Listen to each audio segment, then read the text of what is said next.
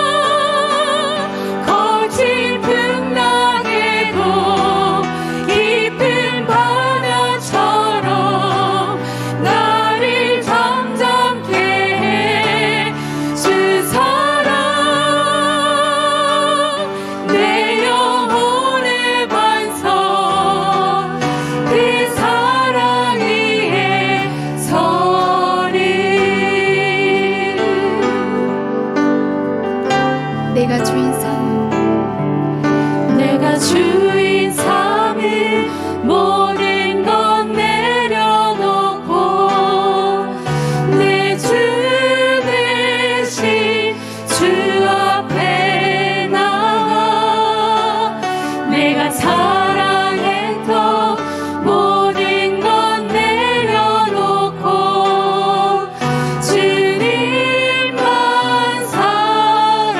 다시 한 번 더 찬양하시겠습니다. 내가 주인 삶, 내가 주인 삶을 모든 것 내려놓고 내 주 대신 주 앞에 나가 내가 사랑했던 모든 것 내려놓고 주님만 사랑해.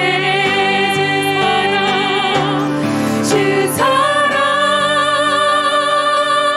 거친 풍랑에도 깊은 바다처럼 나를 잠잠케 해. 주 사랑 내 영혼의 반석 그 사랑 위에서. 다시 한 번 더 찬양합시다. 내가 주인 삶은, 내가 주인 삶을 모든 것 내려놓고 내 주 대신 주 앞에 나가 내가 사랑했던 모든 것 내려놓고 주님만 사랑해. 주 사랑 거친 풍랑에도 깊은 바다처럼 나를 잠잠케 해. 주 사랑 내 영혼의 반석 그 사랑 위에서. 주 사랑 거친 풍랑에도 깊은 바다처럼 나를 잠잠케 해. 주 사랑 내 영혼의 반석 그 사랑 위에서. 그 사랑 위에 서리, 그 사랑 위에 서리. 그 사랑 위에 서리. 그 사랑 위에 서리.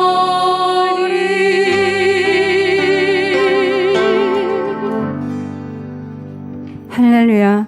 생명의 근원이 되시며 우리의 생사화복을 주관하고 계시는 하나님 아버지께 감사와 찬양을 드립니다.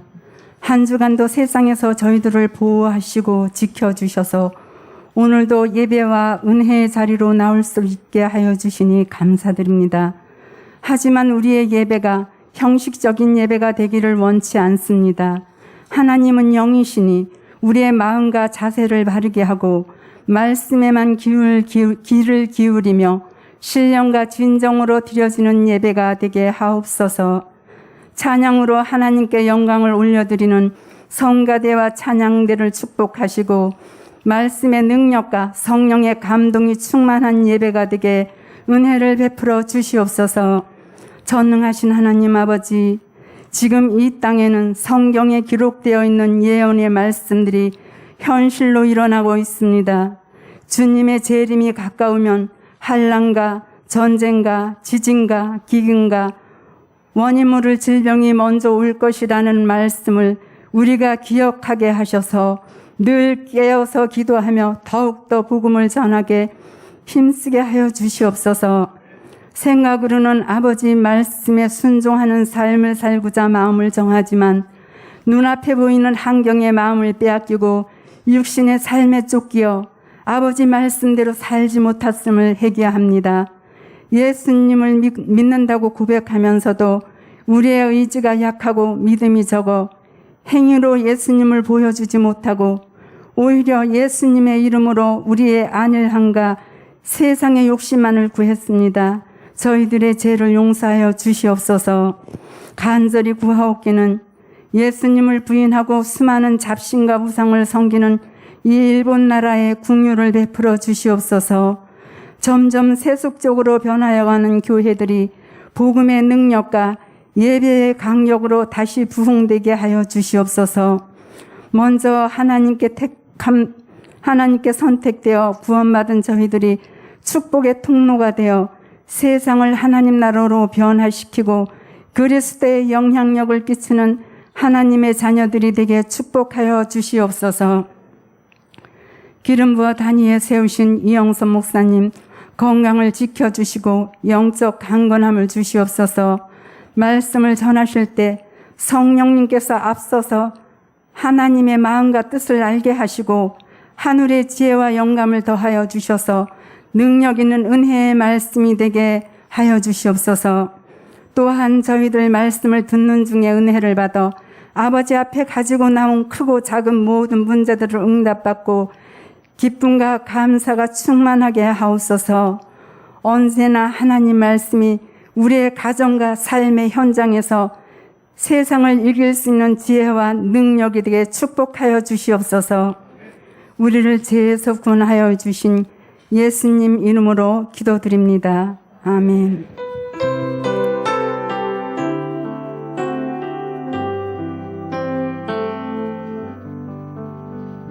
이 시간 주일 2시 예배에 나오신 한 분 한 분들을 축복하고 환영합니다. 우리 옆 사람과 손을 내밀어 우리 함께 축복하기를 원합니다. 평화 하나님의 평화가 하나님의 평강이 당신의 삶에 넘쳐나기를. 평화 하나님의 평강이 당신의 삶에 가득하기를 축복합니다. 환영하고 축복합니다. 시간에 광고 말씀 드리겠습니다. 9월 생명의 삶이 발간되었습니다. 본문 말씀은 계속해서 창세기 말씀입니다. 날마다 하나님의 말씀으로 주님과 동행하는 삶이 되기를 바랍니다. 세례식 일정이 9월 25일 주일로 변경되었습니다. 주위에 세례를 원하신 분들이 있거나 세례를 원하시는 분은 각 순장님들이나 사무실로 연락해 주시기 바랍니다. 8월 27일 오후 1시부터 3시까지 유아와 저학년 대상 여름 전도 축제가 열립니다. 아이들과 함께 많은 참여 바라고 또 위에서 기도해 주시면 감사하겠습니다. Y미션 선교학교 수료식이 은혜 가운데 36명이 수료한 가운데 마쳐졌습니다. 7주 동안 진행되었는데 수료하신 분들 축하드립니다. 9월 7일 수요일은 김하준 장로님의 기도 세미나가 본교회에서 온라인으로 열리겠습니다. 적극적으로 참가해 주시기 바라며 또 주위 분들에게도 건의해 주시면 감사하겠습니다. 참가를 원하시는 분은 사무실로 신청해 주시기 바랍니다. 1부가 2부가 다 다르게 진행되므로 여러분들이 꼭 같이 참석해 주시고 또 일본어로 진행되지만 한국어 통역이 있습니다. 9월 14일부터는 수요일 오전 11시 전성도를 대상으로 어성경이 읽어지네를 구약 성경 통독학교 세미나 형식으로 열리게 됩니다. 강사님은 이영선 목사님께서 해주시고 한국어로 진행되지만 또 그 전문 강사가 또 일본어 통역을 해주시니까 일본어로도 이해가 잘 될 수 있습니다. 그리고 한번 들으셨던 분들도 계속 더 들으면 성경이 굉장히 이해가 잘 되고 잘 읽어집니다. 꼭 많은 참석을 바랍니다. 교재 주문을 위해서 사무실에 신청해 주시기 바랍니다. 그리고 8월 23일부터 27일까지 한현희 전도사 학예 휴가 있습니다. 이 시간에는 Y미션 수료식이 있겠습니다.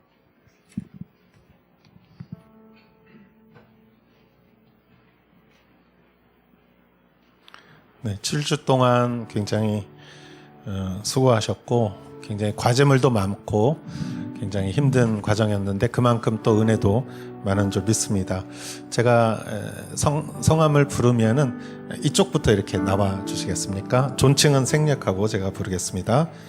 장수정 선생님 이쪽부터, 그다음에 권현숙, 네, 소인호, 그 다음 이렇게 써주세요. 네, 조태현, 또 안미영, 조정혜, 이인숙, 황경희, 또 김창욱,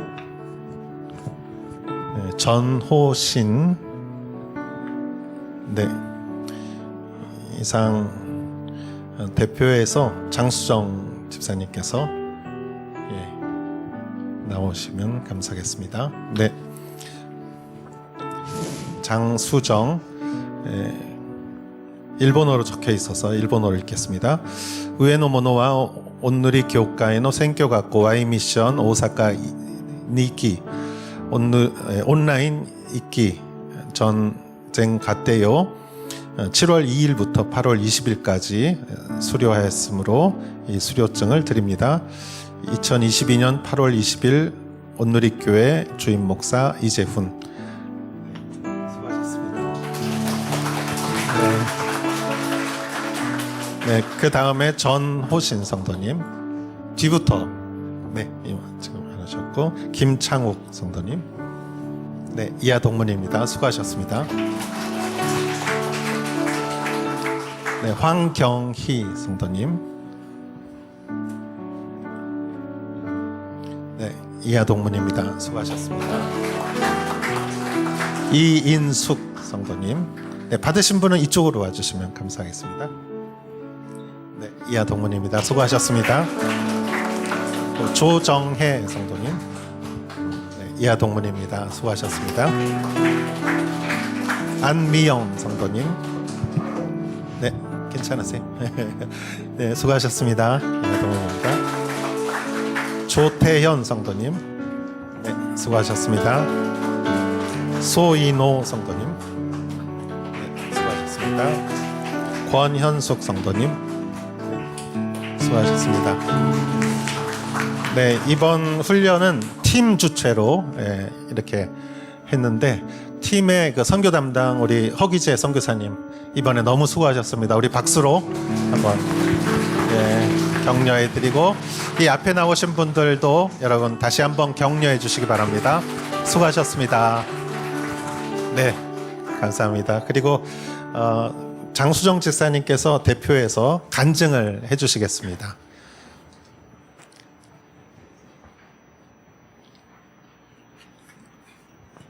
네, 우리 박수로 맞이하겠습니다.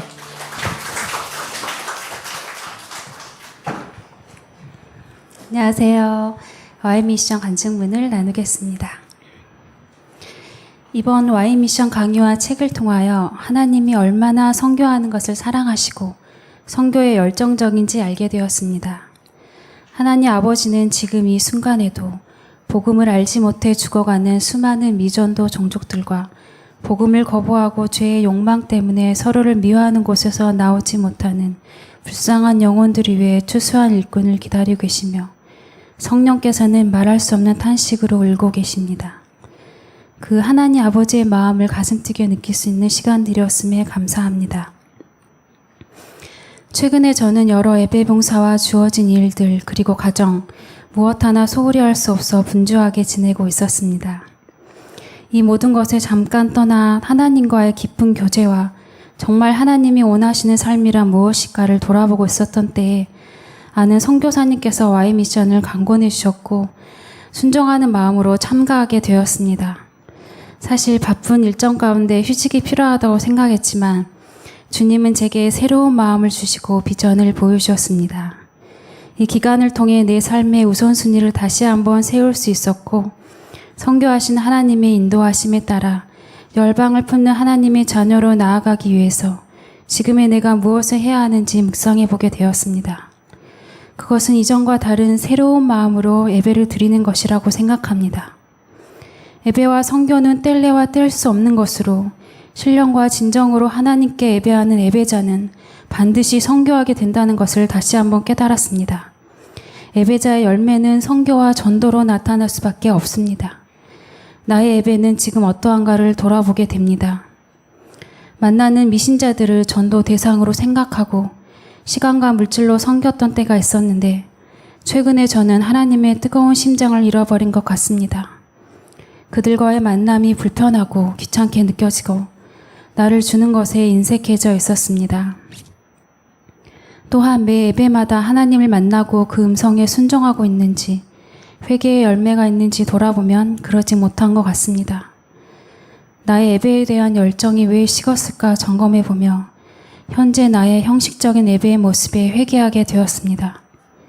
이번 Y 미션을 통하여 미지의 땅 조선을 품고 본인과 가족의 생명까지 내려놓으며 순교자의 삶을 살아낸 수많은 선교사님들의 이야기를 접할 때 눈물을 흘리지 않을 수 없었습니다. 내 안에 하나님의 뜨거운 심장이 다시 뛰는 순간이었습니다. 그들은 그렇게 주님을 사랑했던 것입니다. 저도 주님을 사랑합니다. 제가 주님을 사랑하는 것은 어떻게 나타나고 있을까요? 7주간의 Y 미션 훈련을 마치며 지금 제게 오고 있는 미신자 영혼들을 위하여 계산 없이 순종하였던 선교사님들처럼 다시 한번 그들을 섬길 것을 결단하게 되었습니다. 그리고 예배자로서 전심으로 예배하고 예배 가운데 흐르는 기름 부음으로 성령 충만함을 받아 지금 이곳에서 선교사의 삶을 이뤄가고 싶습니다. 끝으로 1902년 한국 서해 바다에서 44세 나이로 순교하셨던 아펜젤러 선교사님의 고백을 소개합니다.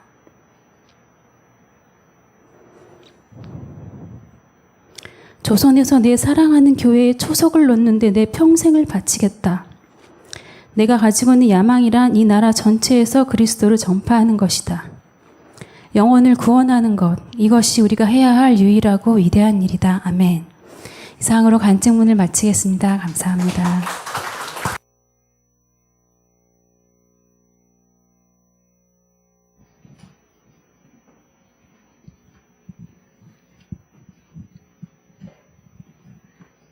하나님의 말씀 봉독하겠습니다.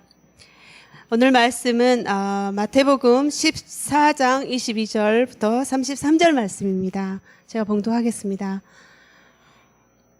그 후 예수께서는 곧 제자들을 배에 태워 먼저 건너가게 하시고 무리를 집으로 돌려보내셨습니다. 무리를 보낸 후 예수께서 혼자 기도하러 산에 올라가셨다가 날이 저물기까지 거기 혼자 계셨습니다. 제자들이 탄 배는 이미 육지에서 꽤 멀리 떨어져 있었는데 거친 바람으로 파도에 시달리고 있었습니다. 이른 새벽에 예수께서 무리를 걸어 그들에게 다가가셨습니다. 제자들은 예수께서 물 위로 걸어오시는 것을 보고 깜짝 놀랐습니다. 그들이 두려워하며 유령이다 하고 소리 외쳤습니다. 그러자 예수께서 곧 그들에게 말씀하셨습니다. 안심하라, 나다, 두려워하지 말라. 베드로가 대답했습니다. 주여 정말로 주시면 제게 물 위로 걸어오라고 하십시오. 그러자 예수께서 오너라 하고 말씀하셨습니다. 그러자 베드로는 배에서 내려 물 위로 걸어 예수께 향했습니다.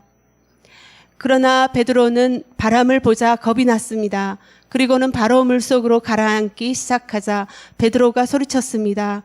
주여 살려주십시오. 예수께서 곧 손을 내밀어 그를 붙잡으시며 말씀하셨습니다. 믿음이 적은 사람아, 왜 의심하였느냐? 그리고 그들이 함께 배에 오르사 바람이 잔잔해졌습니다. 그때 배에 있던 사람들이 예수께 경배드리며 말했습니다. 참으로 하나님의 아들이십니다. 아멘. 시간에 성가대에 찬양이 있은 다음에 이영선 목사님께서 믿음이 적은 자여 왜 의심하였느냐라는 하나님의 말씀으로 전해주시겠습니다.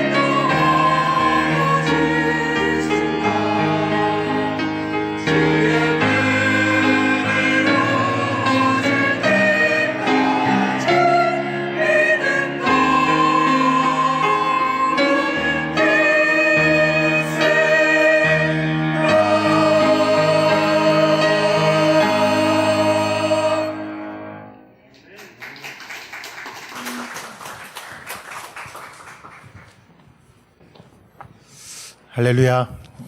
찬양 감사합니다. 하나님께서는 물을 다스리시는 분이십니다.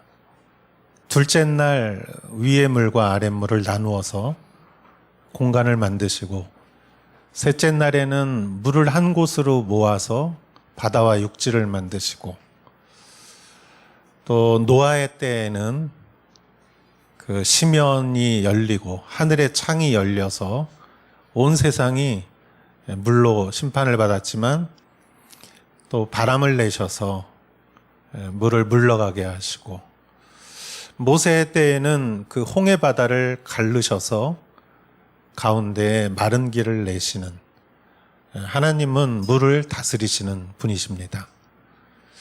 오늘 성경 본문의 예수님은 물 위를 걸어 오십니다. 물리적으로 있을 수 없는 일이죠. 그러나 성경이 말하는 것은 의미는 바로 예수님은 하나님과 같으신 분이시다. 하나님과 같은 분이시다. 그래서 물 위를 걸어서 오시는 분이시다. 라는 것을 말해주고 있습니다.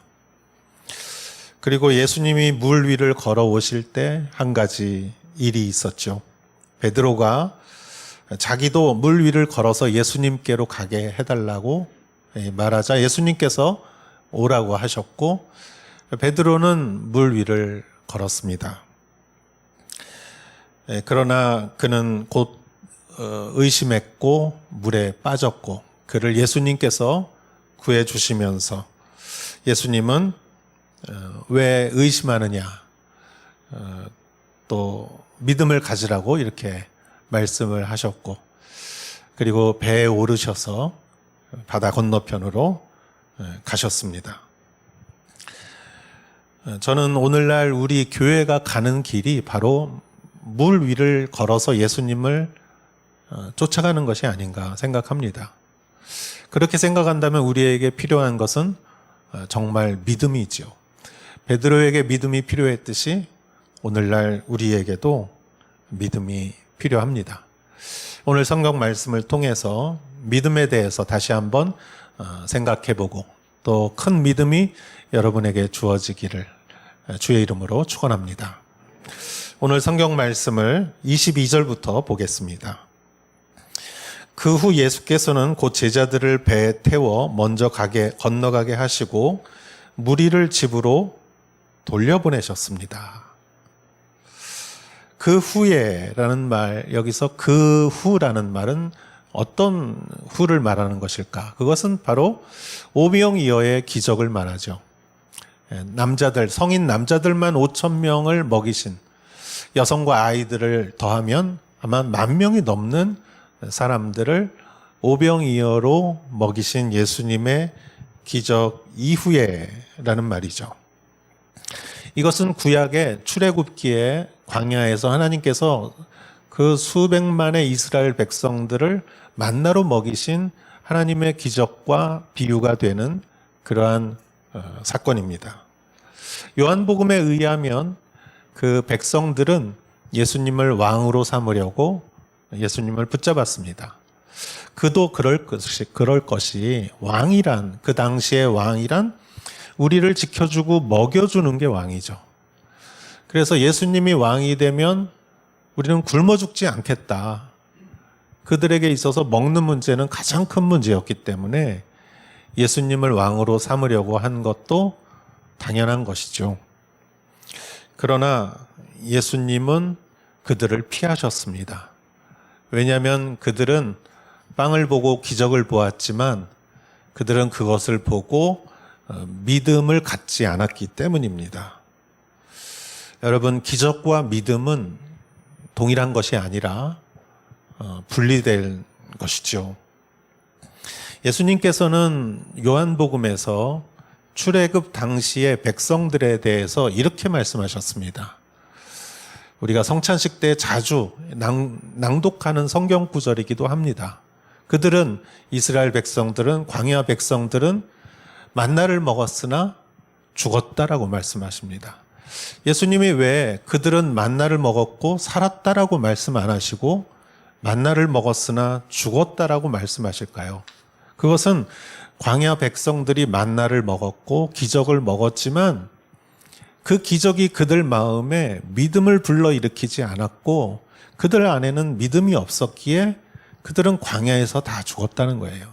가나안 땅에 가지 못하고 기적을 보았지만 먹었지만 그들은 광야에서 죽었다. 왜냐? 그것은 믿음이 없었기 때문이죠. 기적은 믿음을 위해서 주시는 것이죠. 예수님의 그 모든 말과 행실이 진실이라는 것을 알려주기 위해서, 예수님을 믿게 하기 위해서 예수님이 기적을 주신 것이지 기적이 목적이 아닙니다. 그래서 기적을 지나 믿음까지 이르러야 하는데 이 백성들은 빵을 먹었지만 생선을 먹었지만 예수님을 왕으로 삼으려 했을 뿐 그들 안에 믿음이 생기지 않았습니다. 누가복음 17장에도 비슷한 이야기가 나옵니다. 10명의 나병 환자들이 예수님에게 우리를 불쌍히 여기소서 하고 외치니까 예수님이 제사장한테 가서 보여라 그렇게 외치니까 10명이 다 제사장한테 가다가 도중에 나왔어요. 그리고 9명은 그냥 집으로 갔고 1명만이 오직 예수님에게 돌아와서 예수님께서에게 감사와 예배를 드렸습니다. 예수님은 10명이 낫지 않았느냐? 나머지는 다 어디 있느냐? 왜 1명만 왔느냐? 그렇게 말씀하시면서 내 믿음이 너를 구원했다라고 말씀하셔요. 기적을 체험한 사람은 10명인데 믿음을 가지고 그 기적을 통해서 믿음을 가지고 예수님께 온 사람은 1명이에요. 10분의 1이에요. 이 광야의 백성들도 마찬가지입니다. 예수님은 기적을 보고 그들이 믿음을 갖기 원하셨지만 그들은 그렇지 않았기 때문에 예수님은 그들을 해산시킨 거예요. 빨리 해산시켜야지 그렇지 않으면 오히려 더 문제가 생길 수가 있습니다. 사람은 기적을 주목하지만 예수님은 믿음을 보십니다. 교회 역사에도 이런 일이 있습니다. 교회 역사에도 놀라운 부흥이 있고 어떤 역사가 있고 결과가 있고 전 세계에서 사람들이 몰려오는 이러한 놀라운 일들이 있습니다. 그 일 자체는 굉장히 소중한 것이죠. 그런데 가끔 가다가 그러한 놀라운 사역 이면에 스캔들이 있고 분열이 있고 어떤 부정이 있어서 그 사역이 전체가 갑자기 사그러지고 소멸되는 그런 것들을 우리는 가끔 볼 수 있습니다. 왜 그럴까요? 어떤 성과나 눈에 보이는 모습은 있었지만 어느새 믿음이 없어졌기 때문이죠.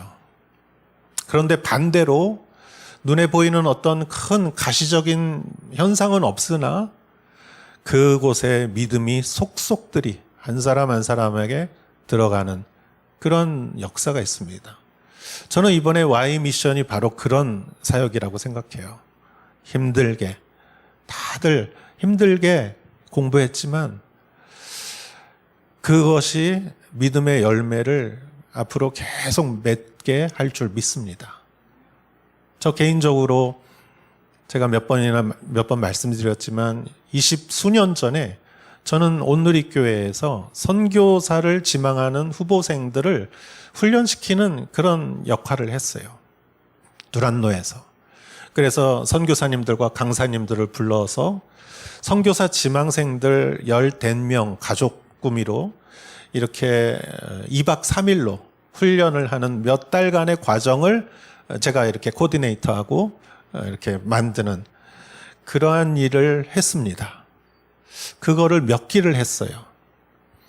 그런데 그때는 별 크게 은혜를 받는다거나 어떤 역사가 일어난다거나 그런 일이 별로 없었어요. 그런데 한 20년쯤 지나고 지금부터 수년 전에 제가 한국의 온누리교회를 방문하니까 선교사님들이 전 세계의 선교사님들이 모여서 그때 그분들을 이렇게 만나게 됐어요. 그랬더니 제가 놀라운 사실을 발견했어요. 그때 훈련받았던 분들이 거의 다가 선교사로 선교지에 가 있는 거예요. 그것도 1, 2년이 아니라 10년 이상 선교 사역을 하시고 그리고 이 서울에서 한국에서 만난 거예요. 어떤 분은 네팔을 가시고 중국을 가시고 동남아시아를 가시고 이 러시아를 가시고 당신도 가셨습니까? 당신도 가셨습니까? 안 갈 것 같아서 사람들이 거의 다 선교사로 나가 있더라고요. 그분들이 선교지에서 학교를 세우고 교회를 세우고 전도하고 그래서 그 마을에 복음이 전파되고 구원받은 사람이 있고 그 안에서 또 헌신자가 나오고 여러분 믿음이 기적이 아니라 믿음이 한 사람 한 사람에게 전해지니까 그 사람들이 선교지에서 또 큰 놀라운 열매를 맺는 것을 보았습니다. 믿음이 시작되고 믿음이 열매를 맺는다면 그것이 진정 예수님께서 원하시는 것이었죠. 그런데 오늘 성경에 예수님은 백성들의 마음을 아셨습니다. 그들은 기적과 빵을 생각했지만 예수님의 말씀과 믿음을 생각하지 않았습니다. 믿음이 있는 곳에 열매가 맺히지만 믿음이 없는 곳에는 항상 부작용이 생깁니다. 예수님은 그들을 집으로 돌려보내셨습니다. 그리고 제자들도 바다 호수 건너편으로 배를 태워서 보냈습니다. 여러분, 이 말씀을 보고 우리도 우리 주변을 한번 생각해 보겠습니다. 우리 주변에 어떠한 가시적이고 화려하고 놀라운 일이 일어나는 그것도 굉장히 소중합니다. 그러나 중요한 것은 그 안에 믿음이 있어야 하는 것이죠. 믿음이 있으면 머무르십시오. 믿음이 없으면 떠나도 됩니다. 여러분, 예수님은 군중들을 해산시키셨습니다. 믿음이 없다고 생각되는 곳에 예수님은 머무르지 않으셨던 것이죠. 우리의 기준은 항상 믿음입니다. 그러한 마음을 항상 품으시는 여러분 되시기를 주의 이름으로 축원합니다. 23절에서 24절의 말씀을 읽겠습니다. 무리를 보낸 뒤 예수께서 혼자 기도하러 산에 올라가셨다가 날이 저물기까지 거기 혼자 계셨습니다. 제자들이 탄 배는 이미 육지에서 꽤 멀리 떨어져 있었는데 거친 바람으로 파도에 시달리고 있었습니다. 자, 이제 군중들은 다 해산을 했습니다. 그리고 예수님은 혼자 산에 올라가셔서 기도를 하셨습니다. 왜 예수님은 제자도 보내고 사람들도 집으로 보내고 혼자 외롭게 고독하게 산에 올라가서 기도하셨을까? 예수님이 홀로 산에 올라가신 때는 거의 다 기도하러 가신 것이고, 예수님이 그렇게 홀로 기도하시는 때는 대개 시험을 이기기 위해서입니다. 유혹과 시험을 이기기 위해서죠. 생각해 보십시오. 예수님을 왕으로 모시고자 하는 이 백성들을 데리고 규합해서 예루살렘으로 가서 예수님이 왕이 된다면 얼마나 놀라운 일이겠습니까? 그리고 유대인의 왕이 되었을 뿐만 아니라 힘을 더 합쳐서 이전에 마카비 혁명 때와 같이 로마인들을 몰아내고 독립을 쟁취한다면 그것은 이스라엘의 영웅이 될 것이죠. 왕이 될 것이고, 그리고 제자들에게도 한 자리를 줄 수 있을 것입니다. 예수님에게는 이러한 유혹이 있었습니다. 그러나 예수님은 홀로 기도하시면서 예수님이 가야 할 길은 십자가의 길이요, 구원의 길이요, 사랑의 길이요, 고독한 길인 것을 예수님은 다시 한번 마음으로 생각하시고, 그리고 영적인 전쟁을, 싸움을 하셨다고 저는 생각합니다. 이렇게 예수님께서 영적 싸움을 하고 계시는 동안 제자들도 이러한 싸움을 하고 있었습니다. 제자들은 배를 타고 건너편으로, 갈릴리 건너편으로 가려고 하는데 바람이 반대편에서 불었다고 성경은 말하고 있습니다. 거친 바람인데 이 반대에서 오는 역풍이었어요. 갈릴리 바다는 제자들에게 있어서 앞마당과 같은 곳이에요. 그들은 갈릴리 어부였기 때문이에요. 그러나 이때는 바람이 불고 파도가 쳐서 아무리 노를 젓고 어떠한 시도를 해도 앞으로 나가지를 못했어요. 그래서 이미 그 바다에 나왔고, 그리고 앞으로 가지 못하고 꼼짝없이 거기서 계속 배가 흔들리고, 그래서 몇 시간이고 제자들은 고생을 하고 있었습니다. 성경에는 이른 새벽에 예수님께서 오셨다고 적혀져 있기 때문에 아마 새벽 3시나 4시까지 그들은 파도와 싸우고 있었을 것입니다. 이 모습을 보면 이것이 바로 마치 우리의 인생이 아닌가 생각해 봅니다. 배를 타고 바닷가에 나가서 우리가 두 번째 찬양했듯이 우리의 인생의 바다에 나갔을 때 거친 파도를 우리가 만날 수 있죠. 생각해 보면은 물은 축복입니다. 사람이, 생명이 물 없이는 살 수가 없어요. 물이 있어야 살죠. 그러나 때로는 그 물이 우리를 얼마나 두렵게 하는지 몰라요. 그 물이 하늘에서 너무 비로 많이 왔을 때 홍수가 나고 그 물이 바다에서 바람과 같이 큰 파도를 만들었을 때 우리를 덮치는 그런 일들이 있지 않습니까? 우리의 인생도 그렇지 않습니까? 우리가 정말 필요로 하는 모든 것들이 항상 잔잔한 바다 같지 않고 때로는 파도같이 나를 괴롭히고 힘들게 할 때가 있습니다. 그래서 우리는 어떤 재정적인 것들과 아니면은 이러한 가족 안에서 어떤 일들에 있어서 우리는 인생의 이러한 시련을 만날 수가 있죠. 그런데 여러분, 우리는 물을 다스릴 수가 없습니다. 하나님은 물을 다스리지만 우리는 부분적으로밖에 물을 다스릴 수가 없습니다. 파도가 오고 폭풍이 치는 것을, 비가 오는 것을 누가 막을 수 있겠습니까? 예수님은 보이지 않고 그때 우리는 항상 말씀을 의지해야 하는데 우리 1:1 그 암송 선구 중에 고린도전서 10장 13절 말씀, 이 말씀이 고난당할 때 우리에게 가장 필요한 말씀이라고 생각합니다. 제가 읽겠습니다. 여러분은 사람이 감당할 수 없는 시험을 당한 적이 없습니다. 하나님은 신실하셔서 여러분이 감당치 못할 시험은 허락하지 않으시며 시험을 당할 때도 피할 길을 마련해 주셔서 여러분이 능히 감당할 수 있게 하십니다. 아멘. 시험이라는 것 자체가 감당할 수 없는 시험이란 없다라는 거예요. 감당할 수 있다라는 것이에요.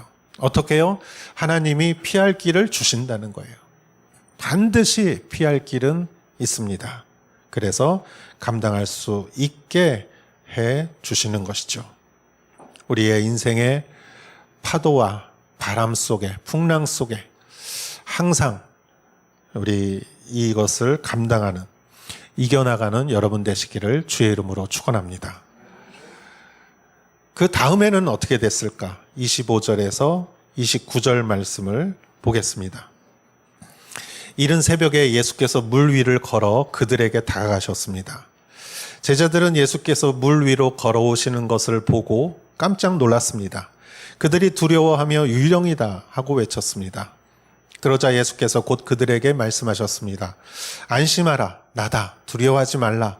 베드로가 대답했습니다. 주여, 정말로 주시면 제가 물 위로 걸어오라고 하십시오. 그러자 예수께서 오너라 하고 말씀하셨습니다. 그러자 베드로는 배에서 내려 물 위로 걸어 예수께로 향했습니다. 아멘. 25절에 이른 새벽이다 했어요. 이때까지 제자들은 거의 앞으로 나가지 못하고 파도와 싸우며 지치고 그들은 두렵고 절망하고 낭망했습니다. 그때 예수님께서 제자들을 찾아오십니다. 여러분, 바다 한가운데 있을 때 예수님이 여러분을 찾아오십니다. 그것도 예수님은 그냥 오시는 것이 아니라 하나님의 모습으로 오십니다. 물 위를 걸어서 물을 지배하는 하나님의 모습으로 다가오십니다. 예수님은 한 번도 기적을 통해 자기를 위해서, 자기의 편리를 위해서 기적을 사용하신 적이 없으십니다. 예수님은 자신의 하나님 되신 신성의 모습을 보여주기 위해 오신 것이죠. 두려움에 휩싸였던 제자들에게 안심하라, 나다, 두려워하지 말라 라고 말씀하십니다. 검은 파도 그리고 바람이 물결치는 바다 한가운데 예수님이 계시다는 것을 여러분 기억하시기 바랍니다. 우리 인생의 어려움과 고난 속에 그 한가운데에서 예수님을 찾으시는 여러분 되시기를 기도합니다. 여러분, 고난이 고난인 것은 고난의 의미를 모르기 때문에 고난은 고난입니다. 아무리 힘들어도 사람이 그 의미를 알면 그거를 사람들은 고난이라고 생각하지 않습니다. 내가 자녀들을 양육하기 위해서 너무 고생을 하는데, 그런데 그 고생하는 이유가 내 자녀를 위해서 하는 거라는 그 의미를 알고 있으면 아무리 힘들어도 그것을 고난이라고 생각하지 않죠. 내가 정말 힘들고 어려운 시절을 보내는데 이것이 내 꿈을 위해서, 내 비전을 위해서 하는 것이라고 내 마음속에 알고 있으면 아무리 힘들어도 그것을 이겨나갈 수 있는 힘이 있고 그것을 고난이라고 생각하지 않습니다. 오히려 내가 넘어야 할 그러한 벽이라고 생각하죠. 고난 가운데에서, 고난이 힘든 것은 고난 가운데에서 예수님을 만나지 못하기 때문이죠.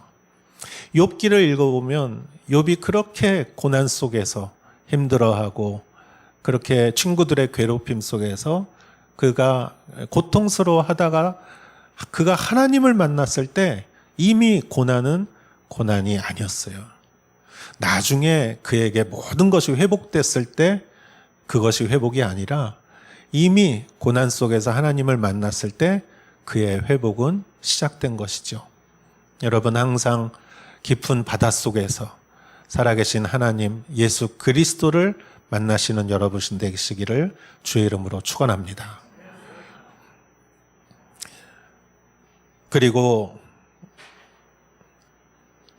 여기서 제자 중에 베드로가 주님, 내가 주님이시면 나에게 물 위로 걸어오라고 주님 이렇게 말씀해 주십시오. 그래서 예수님이 오너라 했을 때 여기서 베드로가 물 위로 걸어서 예수님께 향했다라고 성경은 말합니다. 여러분, 이것은 하나님의 영역에 속한 일이죠. 그런데 그것을 베드로가 지금 하고 있다라는 것을 우리는 잘 주목해야 합니다. 이 말씀을 가만히 생각해 보면 우리가 하는 일도 사실 물 위를 걷는 게 아닌가 생각합니다. 교회가 하는 것, 우리의 믿음 그 자체도 물 위를 걷는 게 아닌가 생각합니다. 왜냐하면 우리가 믿는 것은 하나님의 나라이죠. 여러분, 하나님의 나라가 어디 있는지 이것을 증명할 방법이 없죠. 세상의 눈으로, 과학적인 눈으로, 이성과 상식의 눈으로 하나님의 나라가 어디 있냐고 말하면 그 방법으로 증명할 수는 없습니다. 주님이 우리에게 성령을 보내주셨어요. 성령이 어딨냐라고 말하면 증명할 수가 없어요. 여러분, 이 세상의 모든 에너지는 측량할 수가 있어요. 전기는 볼트로 측량하고 뭐든지 열도 이런 모든 것도 측량할 수 있지만 성령은 거기에 속한 것이 아니죠. 여러분, 최후의 심판, 우리가 성경이 말하는 예수님의 재림과 최후의 심판이 있다는 것을 우리가 어떻게 증명할 수 있겠습니까? 예수님이 십자가에서 우리의 죄를 다 용서해 주었다는 것을 어느 증명서가 그것을 증명해 주겠습니까?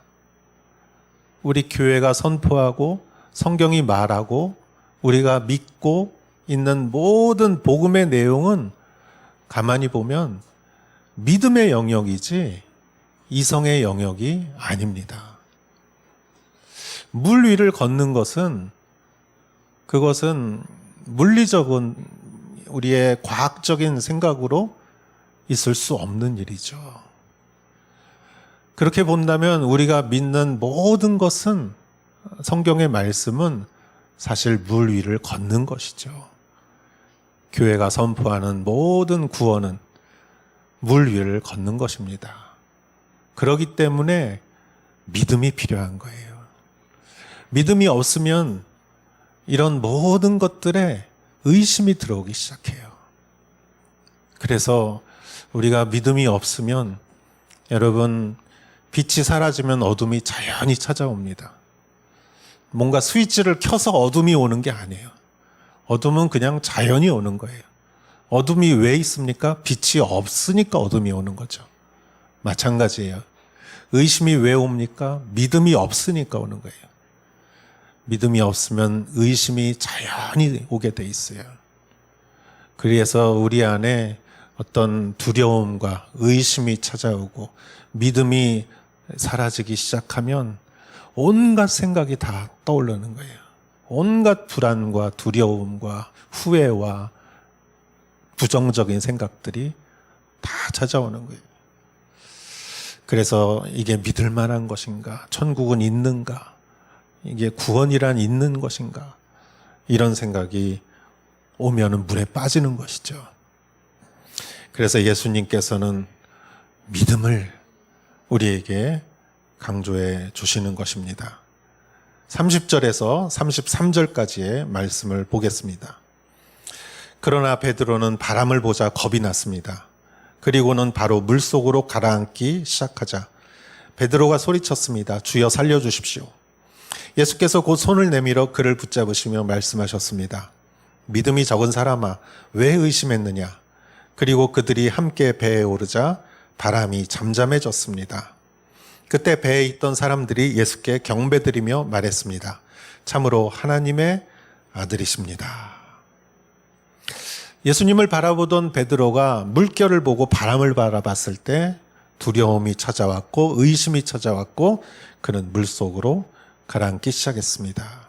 그때 베드로가 주여 살려주십시오 라고 말했을 때 예수님께서 손을 내밀어 그를 붙잡으시면서 말하십니다. 믿음이 적은 사람아 왜 의심했느냐. 이 말씀은 마치 오늘날 예수님이 우리에게 해주시는 말씀과 같습니다. 믿음이 적은 사람아 왜 의심했느냐.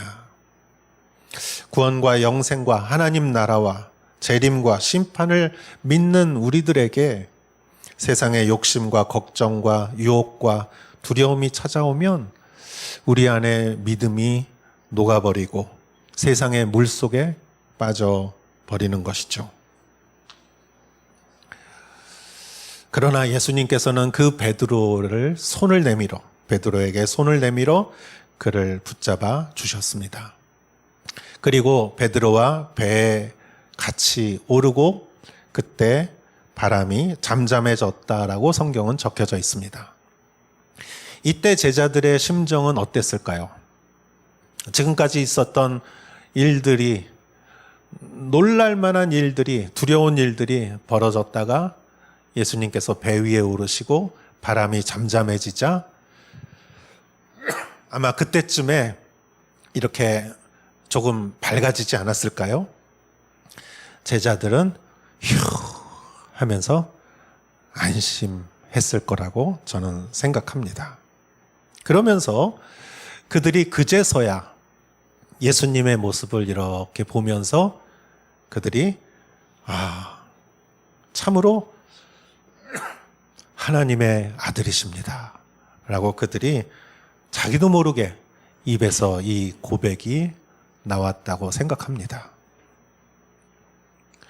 여러분, 오늘 말씀을 보면은 마치 우리가 살아가는 것과 비슷하다고 생각합니다.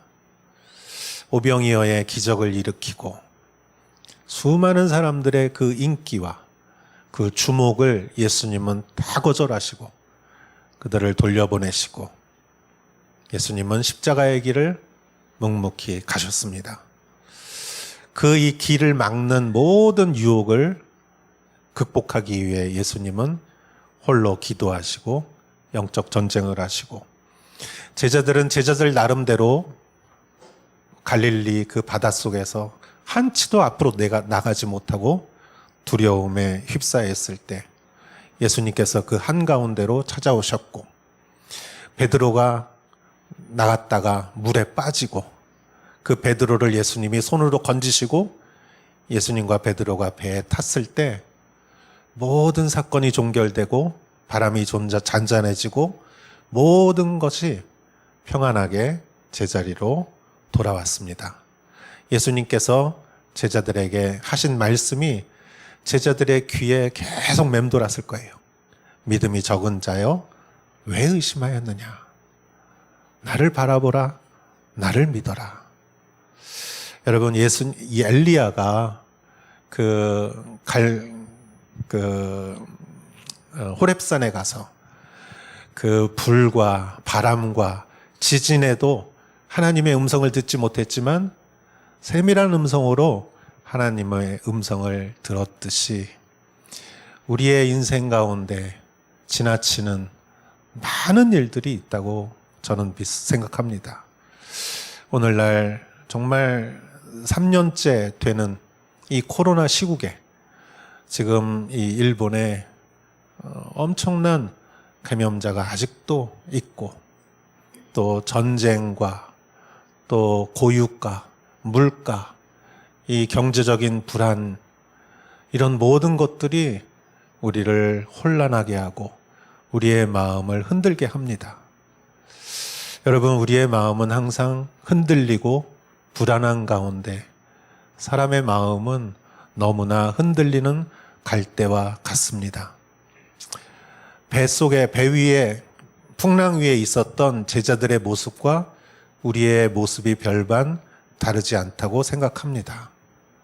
그러나 어떤 경우에도 제자들은 예수 그리스도를 바라보았을 때 모든 사건이 종결되고 평안이 다시 찾아왔듯이 우리도 이 세상에 어떠한 일들이 벌어진다 할지라도 우리는 오직 예수님만 바라보고 그 예수님을 믿는 믿음으로 나아갈 때 우리가 주님의 길을 걸어갈 수 있다고 믿습니다.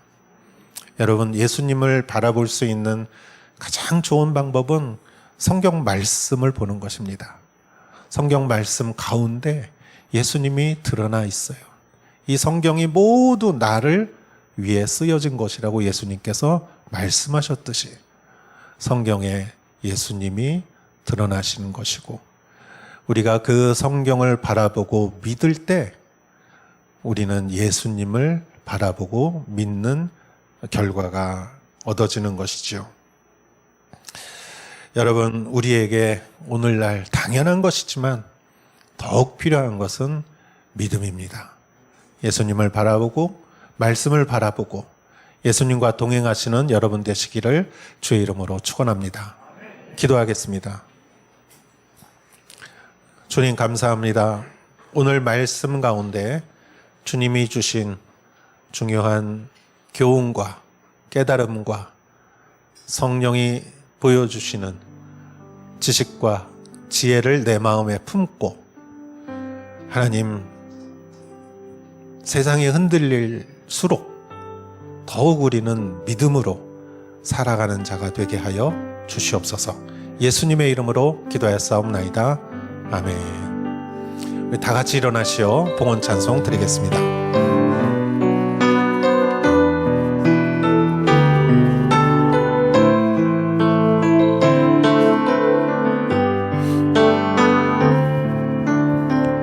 이 땅의 황무함을 보소서. 하늘의 하나님 긍휼을 베푸시는 주여, 우리의 죄악 용서하소서. 이 땅 고쳐 주소서. 이제 우리 모두 하나 되어 이 땅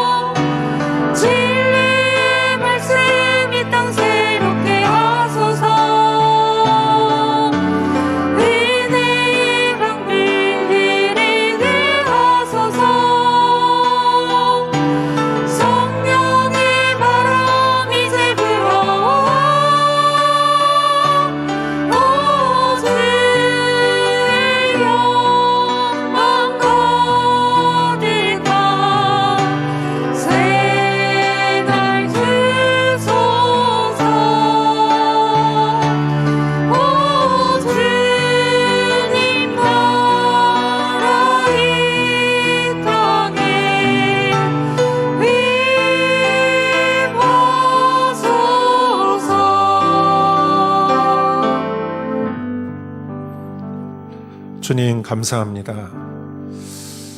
이 오사카 땅에서 주님의 신령과 진정으로 드리는 이 예배가 드려지고 이 땅에 척박한 이곳을 이 예배가 영적으로 적시고 채울 수 있게 하시고 생명나무와 같이 생명의 강이 우리 예배를 통해서 이 땅에 아버지 하나님 흐르게 하여 주시옵소서.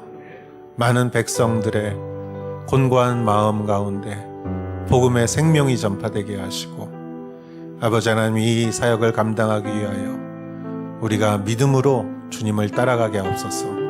주님 예물을 드립니다. 드린 손길을 기억하옵소서. 하나님 우리에게 주신 모든 것이 다 하나님에게로부터 왔사오니 우리가 감사로 예물을 다시 드릴 때 하나님께서 더욱더 우리를 풍성하게 할 줄 믿습니다.